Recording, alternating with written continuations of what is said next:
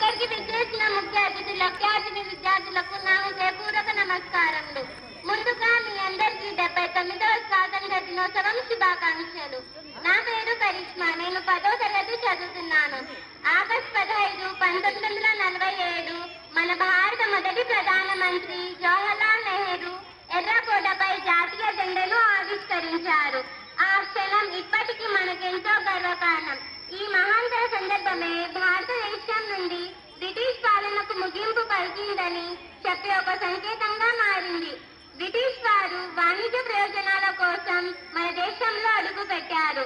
కానీ వారు ప్రజల మధ్య విభేదాలను సృష్టించి తమ పాలనను ప్రారంభించారు.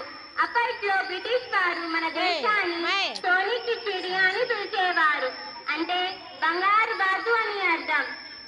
బ్రిటిష్ వాళ్ళు మన దేశానికి వచ్చిన ఫ్రెంచ్, డచ్, పోర్చుగీస్ దేశస్తులను వెళ్ళగొట్టి తమ పాలనను కొనసాగించారు. కానీ వారి విషయపూరితమైన విధానాల వలన 1857లోనే తిరుగుబాటు మొదలైంది. అప్పటి